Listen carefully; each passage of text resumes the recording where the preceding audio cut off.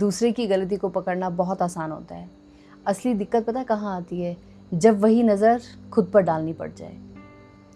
किसी के बात करने का तरीका गलत है, किसी की पेरेंटिंग गलत है, किसी की शादी में प्रॉब्लम है, किसी की बेटी ऐसी है तो किसी की बहू ऐसी है। हम लोग ना दूसरे की गलती को इतने जल्दी नोटिस कर लेते हैं, और जैसे कि हमारा जो ब्रेन है ना, वो ब्रेन ना होकर कोई सीसीटीवी कैमरा हो। लेकिन जब वही बात खुद पर आती है ना, तो उस वक्त हम लोग कह लेते हैं कि यार उस वक्त सिचुएशन कुछ ऐसी थी।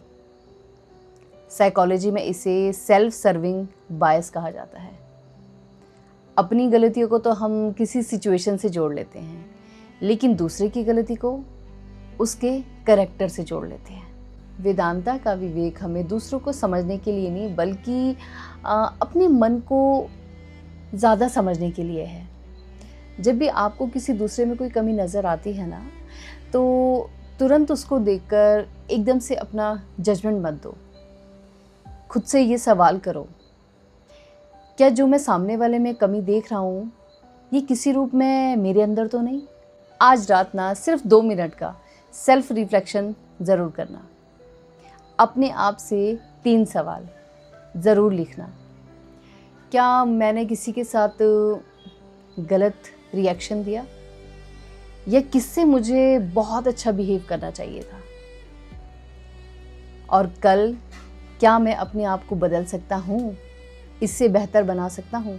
दूसरों को बदलना बहुत मुश्किल है, अपने बिहेवियर को बदलना सिर्फ़ और सिर्फ हमारे हाथ में होता है। हमेशा याद रखना, दूसरों की कमियां ढूंढने से ना आपका कैरेक्टर कभी बड़ा नहीं होता।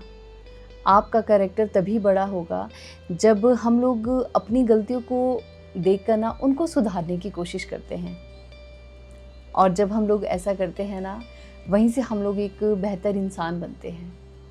इसीलिए अगर आपको दूसरों की कमियां ढूंढने का शौक़ है ही, तो शुरुआत पहले खुद से कर लेना।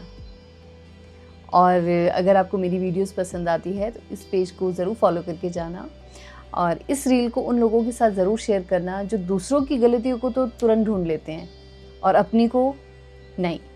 धन्यवाद।